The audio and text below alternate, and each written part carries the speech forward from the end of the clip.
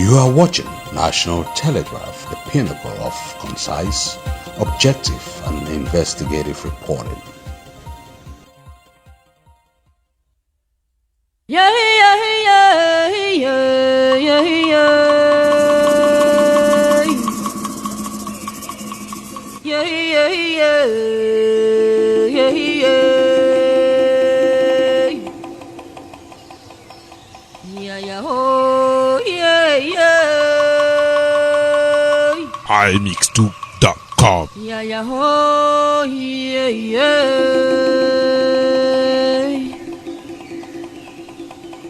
Yeah, yeah, oh, yeah, yeah. Yeah, yeah, oh, yeah, yeah.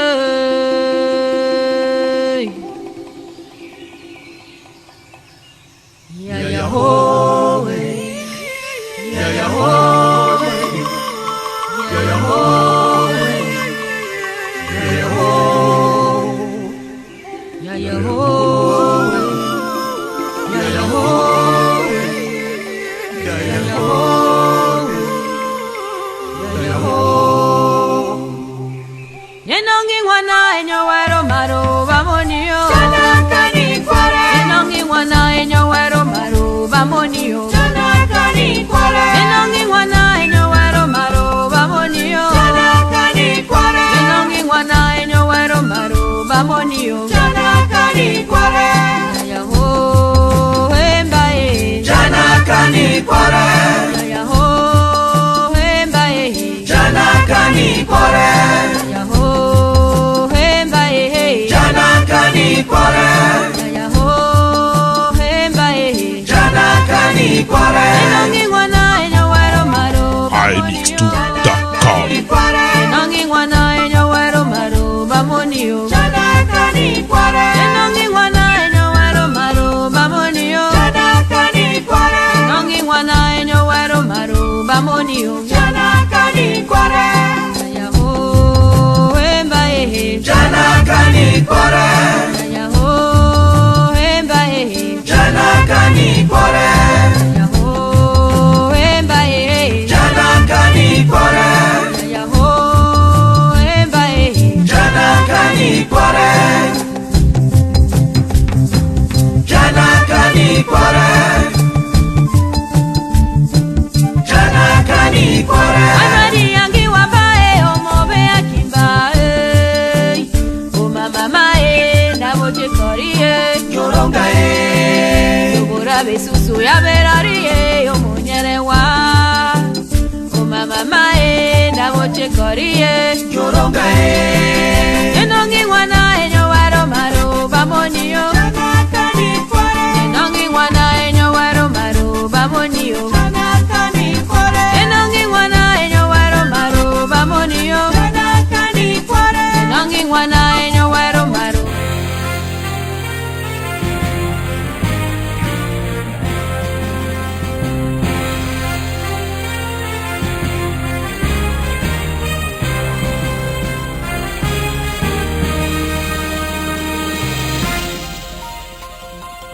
You are watching National Telegraph, the pinnacle of concise, objective, and investigative reporting.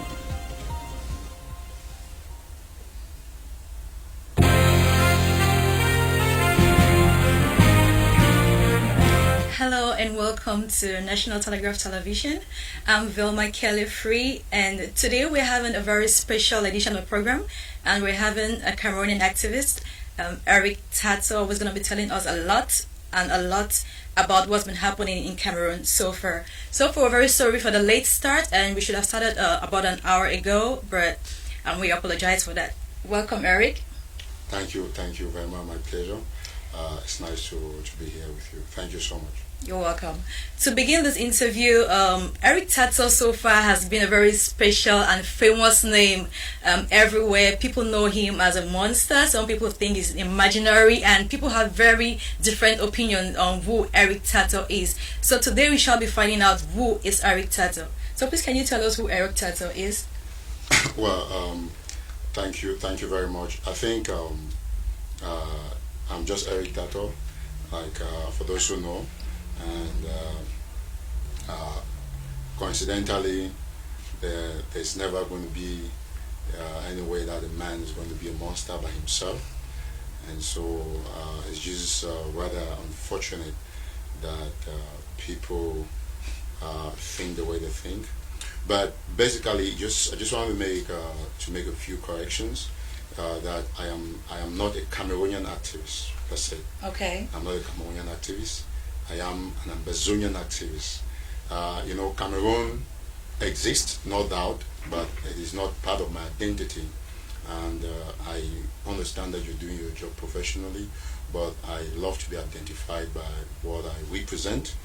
My ideology is important for every journalist. I tell, whether he at the National Telegraph or anywhere, BBC, I always tell them my identity. I'm very precise about it. So, well, for those who consider me a monster, it is very normal. When Mandela was fighting for freedom, to those who were pro-apartheid, they considered Mandela a monster, a terrorist. So it just goes by that one's man freedom fighter is another man's terrorist. So it depends on who is considering me from which end of the triangle. Yes. That's right. It's very normal for everybody to have separate opinions about who Eric Tataw is. So we've heard from him. He's not a monster. He made mention of Mandela, and we can actually compare those two personalities and see who actually Eric Tataw is. Eric Tataw, for over 4 years now, Cameroon has been going through a very bloody and deadly conflict, and we actually want to find out what has been happening so far in Cameroon, and we believe you've been at the center and very instrumental to this conflict. So can you tell us, like, generally what has been happening? Like, we really want to find out what has been happening in Cameroon so far. That's a very important question. I think that I'm not going to be making projections here. What is happening in Cameroon is not drama, it's not movie, it's a very clear thing, and the world is very much aware. So just to cut the long story short, back in 2016, teachers and lawyers started a peaceful protest demanding for the removal of French judges from English courts, because in Cameroon there are two legal systems, the civil and the common law, and Anglo-Saxon tradition goes with the common law, but unfortunately the Cameroon government has in every way abrogated the constitution of Cameroon and basically assimilated the English-speaking Cameroonians with us, Ambazonians, and so all the courts in the two English-speaking regions, what they call the northern and southern zones, they had but the French judges. So I cannot be an Englishman. A lot of our parents don't even understand French. You have parents who have little cases like from land dispute. They have theft issues in the quarters. They have queries, little scandals, matrimonial issues. They don't know how to speak French. Right. So you can't take them to and all the courts, the legal departments. They have French magistrates, French state councils, and so this has been a very serious issue, and no country does that. And Cameroon, be what it is, BIA has made it mandatory that French is the only language, despite the fact that it's a bilingual country. And on the other hand, to teachers too, we've seen circumstances. It's well known and well established that everywhere in English schools there are francophone teachers, people who don't understand our curriculum. They don't know how we teach our children. We are English speakers. That's so sad. That's so sad. So that is exactly the point. That's exactly what's going on, and it is very important for the world to know that this is how this whole thing started. So when the teachers and the lawyers ask for just this basic right, that take away these French speakers from our institutions and give us what our parents can understand, what our children can understand. And the government of Cameroon reacted high-handedly, arresting the members of the Anglophone Civil Society Consortium then, Barrister Bonkomo Bala, Dr. Fontaine, and Tassan Wilfred, and jailed them. And then soon enough, the civil society took out into the whole issue because, everything, there is always one thing. If the dialogue didn't fail, if the Cameroon government didn't fail with the dialogue, initial dialogue with the consortium, we would not have moved to the level that mentioned BBC and the rest that would come in with what they call the coffin revolution. Right. So when the Anglophones started protesting peacefully, what did the government do? The government reacted by spraying water cannons on them, using live bullets, helicopter gunships, and that whole thing escalated and changed the face of the revolution. And so when they arrested Barrister Bala and Patasang and Dr. Fontaine, they transferred the leadership of the consortium to activists in the diaspora. And they piloted it, everything went well. So we are here today because of the failure of the Cameroon government. And so far you are aware that when the Cameroon government intensified the act of killing innocent civilians, killing parents, some of these people who were already being hurt by the action of the regime started picking up arms for self-defense. And that's how the whole conflict started. And now you go around, the Cameroon government has left the armed fighters and is going after villages, after mothers, after babies. As I speak with you, this is not rocket science. If you were to do your research, you would have realized that at least over 13,000 Southern Cameroonians have been killed. Exactly. Over 500 houses have been burned down. We have over 1 million displaced, internally displaced persons combined with refugees. It can be more than 1 million though. This is a rough estimate. And above all, we have thousands in the jails. So you can imagine all of these things. And then recently, the leaders of the separatist movement, Siseko Ayoktabe Julius, and 9 of his compatriots were slammed life sentences for being political activists. So I think I must also not fail to let you know that this is just the superficial genesis of the matter that we today find ourselves in. If the Cameroon government, after abrogating the constitution through a fake referendum, respected the Anglophones and gave them their own share of the national cake, we will not be in this area. Remember that before we got into any marriage with the Republic of Cameroon, we were formerly an independent country. Yes. 1961, we had our own government, our own prime minister, our own police, our own energy source, and all of those things, they are there. And so basically that is where we are. And to me as an activist, I think that it's an honor to be part of this fight, and we're going to fight it on. It's so sad to understand and see what's happening back there in Cameroon. And I believe a protest is starting very peaceful and then escalating to this level. It's hard. It's so sad. And the funny thing is, and what actually baffles the population is, the Cameroon government is actually doing nothing to take the situation under control. Like, they have nothing to say. And a couple of days back, the president of the Republic of Cameroon, President Paul Biya, appeared on national television and was calling for national dialogue. And from your announcement the last time, you made it known to the people that you will be partaking, you'll be part of this dialogue. So I want to know your opinion and what you stand for concerning this dialogue. Well, thank you very much, Velma Kelly. You have to understand that dialogue is very vital in times of conflict, because Paul Biya all of a sudden has realized that he has to call for dialogue. He has no choice because the military option has failed. Yes. And like I have announced that I'll be taking part in the dialogue because, of course, I'm very certain that if the president of Cameroon thinks that they have to get dialogue, all the activists have to be involved. And like you've mentioned, it is not any show of popularity or show of strength. It is not news that I am very key in the Amazonian War of Independence, with very predominant control of a lot of things that are going on. And it is also possible that if some of us are not involved, we can still continue to hold tight to our grounds. But that notwithstanding, I'm a peace lover, like most, if not all, Amazonians. The dialogue call from President Paul Biya is welcome. It's a good initiative. But I want to make this point very clear. I cannot think the same like all Amazonians. All right. It is practically impossible for me to think the same way everybody's thinking. And so I have been doing my homework.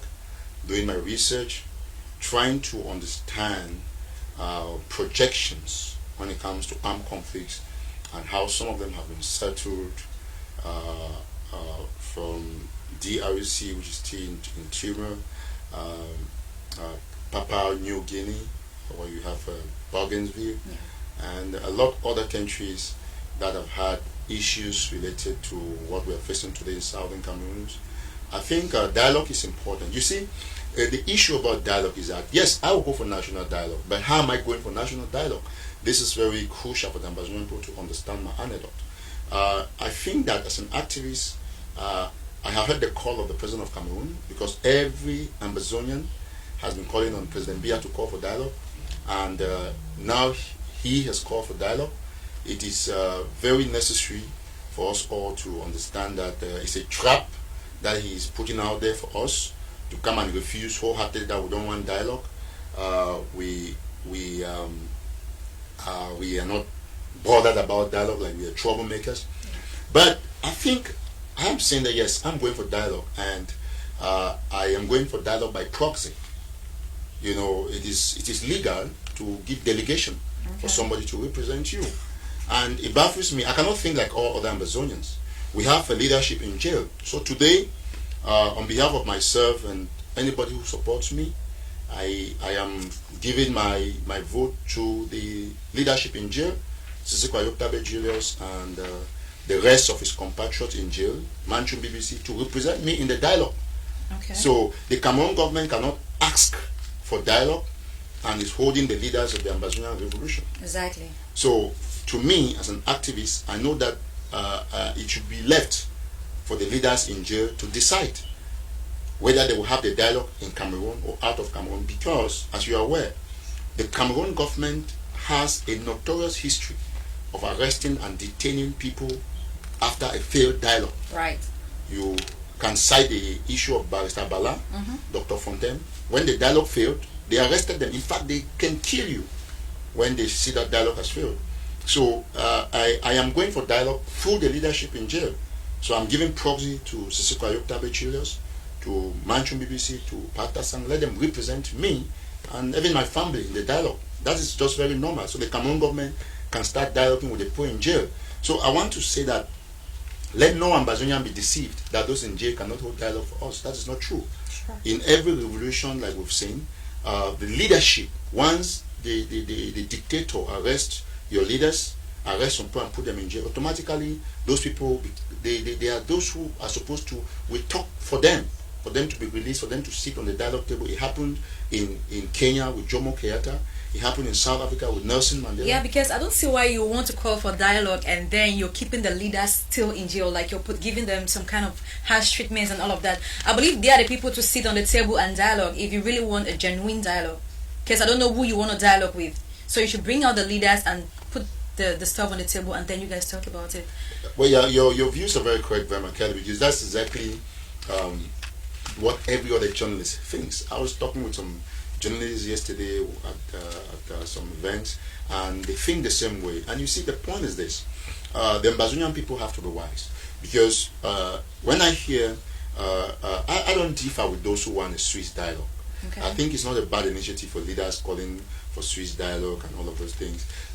What is important and of tremendous importance is the fact that those in the diaspora should understand that Paul Biya has not had any maximum material damage to cause him to want to come to Switzerland and dialogue with us. Exactly. So he's calling for national dialogue and even appointing a member who is a prime minister, not himself coming for the dialogue. And so the diaspora has to understand that it's a trick. And what Paul Biya is trying to do is to try to brand us as terrorists. He wants to make sure that we refuse the dialogue so that he will go out there, kill more people, and say that, yes, I call for dialogue on the 10th of September. These terrorists didn't come because they're terrorists. Yeah. So now, the international community, from the UN to the African Union to the European Union to Francophonie, Commonwealth, to the French government, and America will not be indifferent, about the supporting the initiative. So we'll start from there and delegate the powers to all our detainees. Let them represent us as all the secessionists are in jail. Let the secessionists in jail, Biya should take the secessionists, let them represent us. If the secessionists decide that they are not going to go to wherever in Cameroon that dialogue is going to take place, because of the history of the Cameroon government in arresting people when dialogue fails. That would be a good bargain for the Ambazonian people. Not that we just sit in the diaspora and we say we are not going for dialogue. Oh, let's go to Swiss. Let's compare. We're making our team to go to Swiss. We are doing this to go to Swiss. No, Biya will never go to Swiss. Right. And all of us will know that UN has backed it. Everybody is backing the dialogue. So we have to start by allowing the leadership in jail, giving them the proxies to go for the dialogue. They will now decide that, okay, we cannot go for dialogue because our people have mandated us. But we think we cannot go for dialogue because of these reasons. One, there is no ceasefire. There can never be dialogue in an armed conflict without ceasefire. Two, we don't trust you because we need to be somewhere that we know we are guaranteed to talk freely. Right. So all of these points, they are arguments that should be made by prisoners of war, not by people who sit in the diaspora. I think except otherwise. Yeah. And honestly, if the president should have come up with this idea of dialogue like a couple of years back, like when the protest and the conflict all started, we shouldn't have been where we are today, right? Mm-hmm. I think so. Yeah. So yesterday, Eric Tataw, you were with some American Congress members, notably Karen Bass. And did you have an opportunity to speak to any of them, or did you have an opportunity to express your feelings to any of them? Oh, yesterday was a very wonderful moment for me. I met quite a lot of Congress members one-on-one. I want to thank Congresswoman Karen Bass, who took particular interest in me. Okay. And they listened to me very keenly. I discussed with her for 5 minutes. I had a 5 minutes discussion with her. I think the pictures on the machine, Lati might bring it up. And, when Karen Bass and I discussed, I made her to understand a couple of things that are going on. And she told me that she's aware of everything that's going on and something might be coming up from Karen Bass. I also met Congressman Andre Carlson. Okay. We exchanged pleasantries. He was having an event with on hip hop and politics. So I met Andre Carlson, and he quickly identified me because I've been in his office severally. We talked briefly, but he was very busy. And then I also was not very opportune to have a discussion with Congressman J.K. Butterfield of North Carolina and Barbara Lee. So basically yesterday I met over like 10 Congress members. Oh, wow. I discussed with a few of them, not all of them. I think they are very informed about what's going on. And I also met a couple of my colleagues, journalists on Fox News, from I think like 5 of them. Above all, it was a good event because I met a lot of African activists, including those from Guinea, who were having an issue with their president changing the constitution. Okay. So basically, it was a good outing for me yesterday. Oh, wonderful. You're one of those Ambazonian activists. Let's now go back to Cameroonian activists. You're one of those Ambazonian activists who has been meeting so many dignitaries and so many congressmen and all of that. I mean, I believe that's a good initiative for the conflict going on right now in Cameroon. You're welcome. So, Eric Tataw, you've been talking about an Ambazonian diaspora community and a federal army. I really can't place my hands on what that is all about, as well as so many people out there, they really can't tell what the Ambazonian diaspora community and a federal army is all about. So can you tell us more about that? Oh, certainly I should. I think this is my newest project. I call it my newest project, though I've had a lot of inputs from Ambazonians of goodwill. This initiative is an upgrade of county by county, because many months ago I brought up the idea of county by county, which every Ambazonian is using now. That's what has sustained the war. And I think that God has inspired me with yet this new idea that some of my friends will have brainstormed with, including the likes of my friend Nostar, Ekoko Bear will brainstorm with these, and Gilio, Dr. E in New Jersey. Just this morning I was talking about it with Brother Sama, one of our brothers, and Brother Ashun Depp. A lot of people have called me for us to brainstorm about the diaspora community. Now, initially I brought up the name Movement for the Ambazonian Indigenous Diaspora Community. And some people drew my attention to the fact that the name was a little bit complex, and as flexible as I have always been, I made some other proposals, and finally last 2 nights I came out with this other name that I think is very unique and easy for everybody to pronounce, which is DAC. DAC is Diaspora Ambazonian Community, which is DAC. That's what I think we will call it now. Okay. Diaspora, DAC. yes, Diaspora Ambazonian Community. Dr. E in New Jersey, called Dr. E, that's his code name. He advised me that it was important to remove the indigenous because we don't want to make it look localized. Yeah. But even at the fact that it's called a diaspora, diaspora Ambazonian community, it doesn't mean that Ambazonians from within the two English-speaking regions, within Ground Zero, like we call it, it doesn't mean they cannot partake in the project. Now, in this DAC, I have outlined the strategy. I have, let me say we have 4 priorities. We have the prisoners, we have the fighters who are defending homeland, we have internally displaced persons and refugees. So these are the 4 priorities that are so much involved, that are the top of concern in this project. The Ambazonian diaspora community, or the diaspora Ambazonian community is essentially a community that I think that we can come together. Remember, we are close to 8 million, but I can assure you that over 7 million plus Ambazonians only make noise on Facebook. They don't contribute. They are always there to criticize. They are always waiting for the least opportunity to get you into their conspiracy theories. But I think that the time has come when only 10,000 people can take the future of Ambazonian and deliver it to our children yet unborn, to our mothers in the bushes who don't use Facebook to argue, to the refugees who don't even have data, to the internally displaced who are running away from gunshots and don't have time to go to Facebook or WhatsApp. And so these 10,000 people start with me, start with anybody who is conscientious enough, understanding the perspective that this is a time of war, and all the strategies have helped to sustain the revolution, but what is going to help to finish it? Now, this is my point. With the diaspora Ambazonian community, what is going to happen is that we're going to have 10,000 people, and I've already talked to some people and we're already forming a board. It is not a project for every Ambazonian, but it's a project for all Ambazonians. Okay. I want you to get my point. It's not a project for every Ambazonian, but it's a project for all Ambazonians, meaning that we don't need everybody to come and partake in making the project successful, but we are doing the project for everybody. Right. Because we know there are people who will come with a lot of conspiracies because they understand that this idea is not coming from them. But I'm sure that even around me, I have 10,000 people who understand that we can do this as a team. With this said, there's a board that I'm already constituting.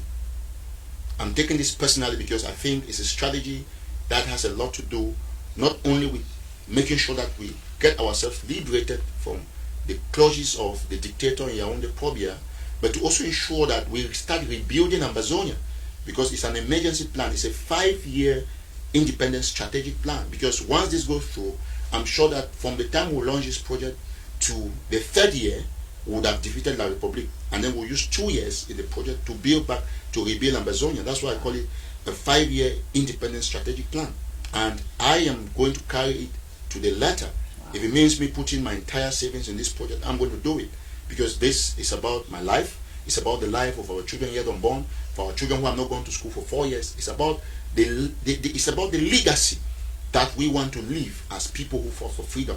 Not thinking that, to me, I don't think that it's necessary for me to even talk about. That's why I'm giving proxy for dialogue to the leadership in jail, because the use of the diaspora is not supposed to be about thinking about the fact that they have to go for negotiations, but about the fact that they're thinking that they have to raise money to liberate the land, and then make sure that those on ground zero make informed decisions.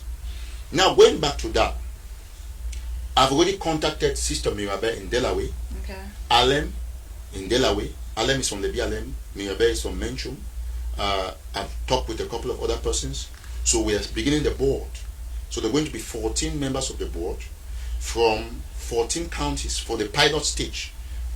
But originally the plan is for 28, means 2-2, but we cannot have everybody now on board. Right. So once we get 14 people running, these people will deliberate on the creation of the DAC website. They will deliberate on the creation of the communication team for DAC. They're going to have a Facebook page for DAC. They'll have an Instagram page for DAC. They'll have a Twitter page for DAC, a YouTube page for DAC.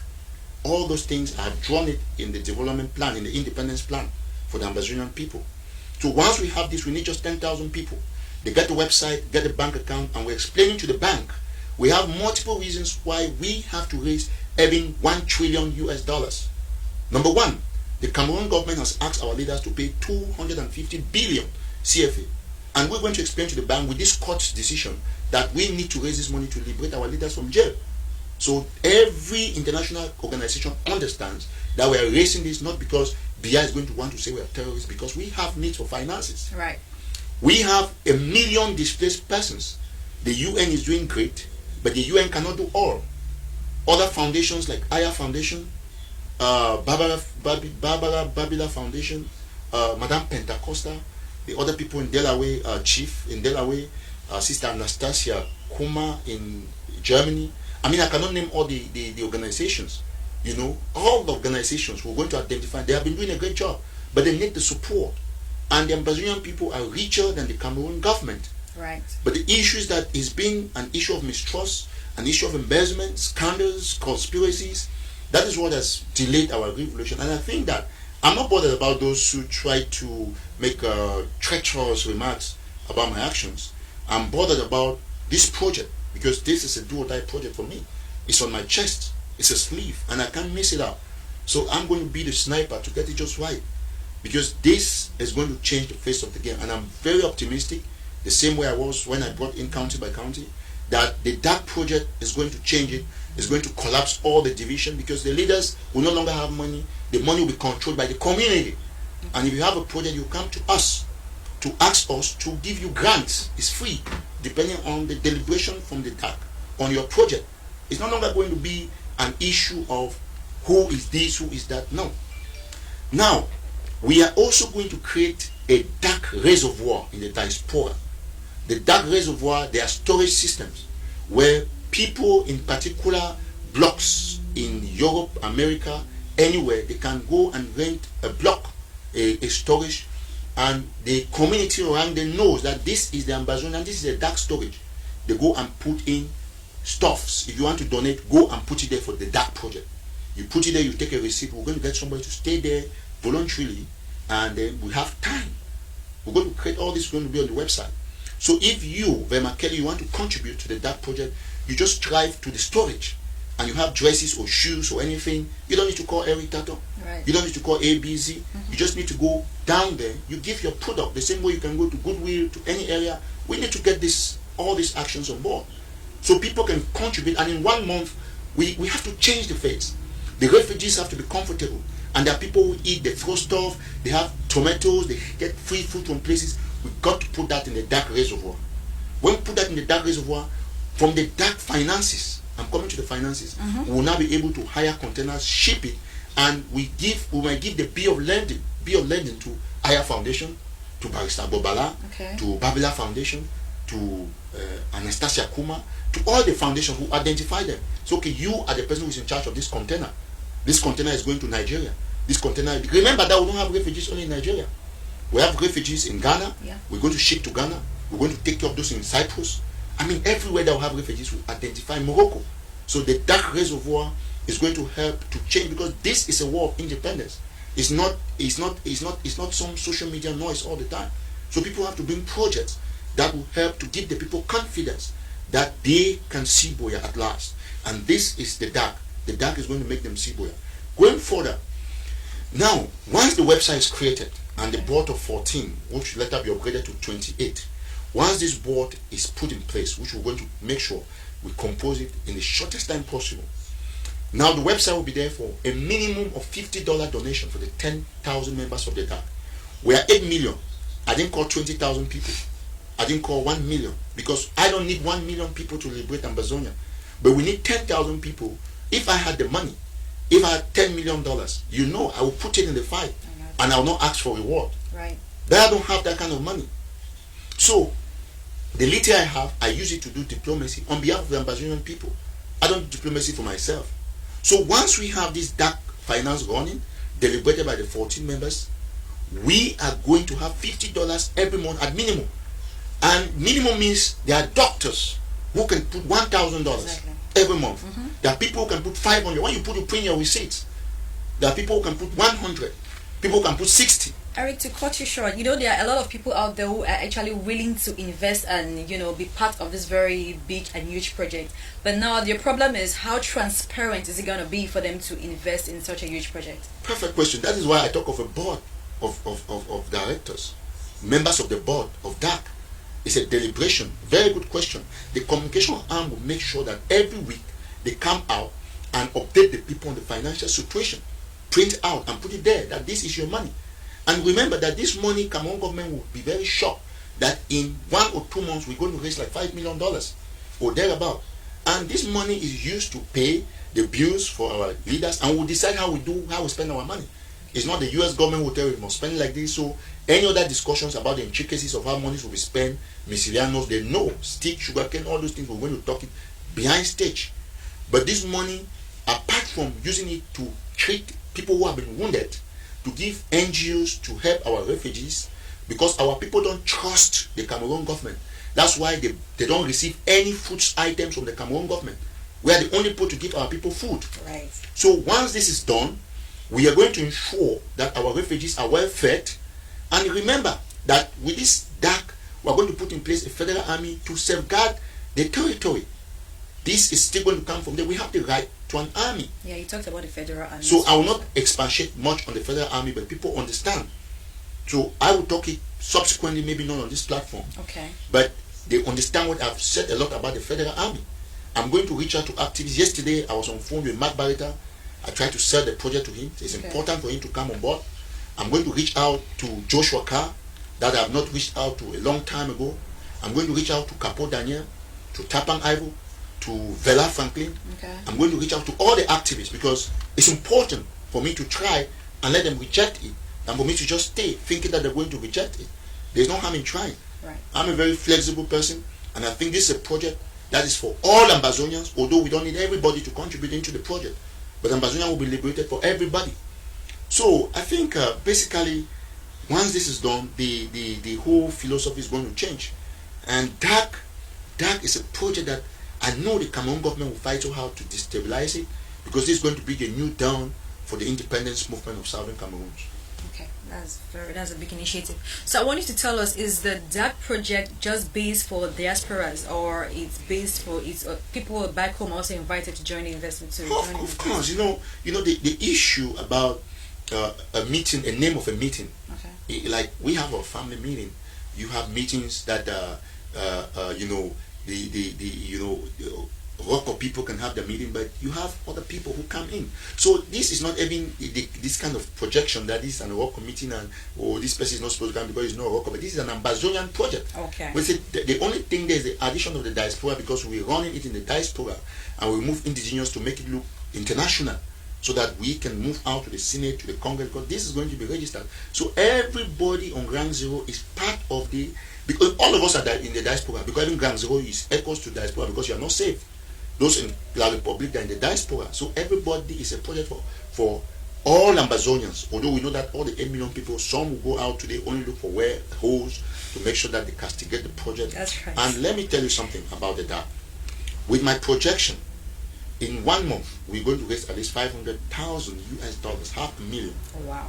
And this is going to ensure that if we have, for example, the federal army, we're going to have 250 in the northern zone, 250 in the southern zone. It can increase with time, but we want to make sure that everybody has something to defend themselves according to the Second Amendment of the American Constitution. Okay. Eric Tataw, you're very patriotic about this whole DAC issue, and with all what has happened in Cameroon so far, internal conflict, displacement of people and all of that, how successful do you think this project is going to be? Well, you see, yeah, we have had our conflict, and people might think that, see, let me tell you something. My reason for making the threshold to 10,000 is because I understand how diverse and very complicated Ambazonians can be. But Ambazonians have conscience. They're very conscientious persons, and they're very conscientious people, and they know that this is a project that will win the war. you see, and this is a project for all Ambazonians. So I think I already have a very green light.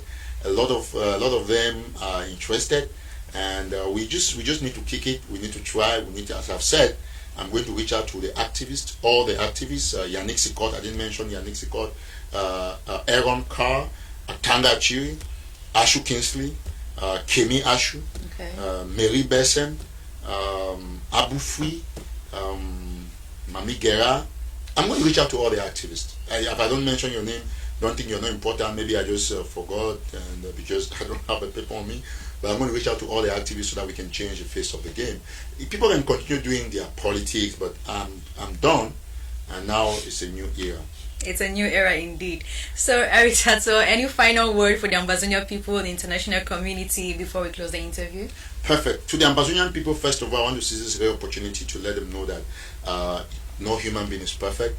In the course of my discharge of my activism duties, I must have heard a lot of them, which is very normal. I seize this unique opportunity to tell everyone who feels very hurt by my past actions that I'm sorry. We're in the month of September, and this is a new month. One of my first live shows, very historic for me. Since the beginning of this month, I think that we need to work as a team. If you have any grudges against me, forgive me. You see, like when I was talking a lot about this issue about my trip to Boya, a lot of people they looked at it as very controversial. But to me, it's one of my greatest legacy, because I fought very hard to ensure that people can have trust that there's somebody who can still come out and talk about corruption. There were some people who were not very happy about it, and the people who were happy about the fact that I called those who embezzled money out. There was a lot of controversy, and this is just what I want to say. You see, apologies are important. It's not a weakness, and I'm not apologizing because I'm buying the philosophy of those who embezzled my trip to Boya, or those who purportedly embezzled my trip to Boya. I'm apologizing because it's important for the sake of general reconciliation, for the healing of the Ambazonian revolution. I always want to take this first step because I want to always be the first to do something right. It's important to always try to be an example. That's what is very necessary. And yeah, if I were going to apologize now, I asked myself this question before I came here, that how does it affect those who were happy that I spoke very strongly against people at my trip, or people who embezzled my trip to Boya? How does it affect them? And the other question is that how does it affect, if I'm going to apologize, how does it affect those who were hurt that I spoke about my trip to Boya? And some of them consider that it was not timely, it was not the right time. So the answer is simple. If I apologize here, I go 100% as a free man, because those who were happy that I talked against my trip to Boya are still happy that I talked about it anyway, and that remains that I talked about it. But those who are not happy can get the opportunity at last that this man is apologizing, and my apologies are always from my heart, So I think let's say peace to them, let's forge ahead and see what happens. So I'm personally very sorry anybody who feels hurt, and this is a new era. We got to move on. We have lost too many people, and I think we need everybody on the DAC project. Right. Peace to everybody. And Eric Tataw has talked a lot about the DAC project, and he's talked about so many things we needed to know about the conflict going on today in Cameroon. And I believe everybody has at least a clue on what is happening right now in Cameroon. And he also talked about meeting the congressman, which I think is a very good step and a very good start for in solving the problem. And also he talked about the dialogue, which he will be part of it. And he talked about giving the proxy to our leaders in jail. Right. Thank you so much, Eric Tataw. Maybe I just add one last word, because it's something I always almost omitted. Okay. To the international community, we want to thank them very much. The UN, the AU, American government, Francophonie, Commonwealth. I'm thanking them very sincerely for underscoring the importance to make statements at various points about our revolution, and to let the Ambazonian community know that we don't have to be insultive against these organizations. Let's understand that this is diplomacy. No country has ever been liberated without the support of another person.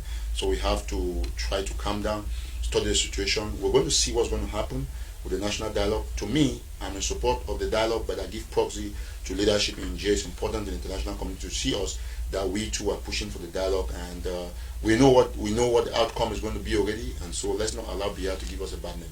Right. Thank you so much, Eric Tataw, for that, and we appreciate you for coming.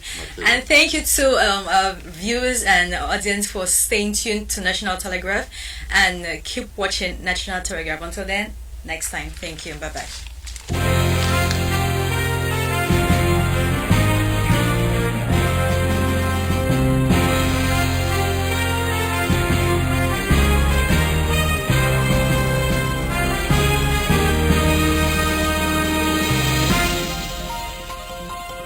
You are watching National Telegraph, the pinnacle of concise, objective and investigative reporting.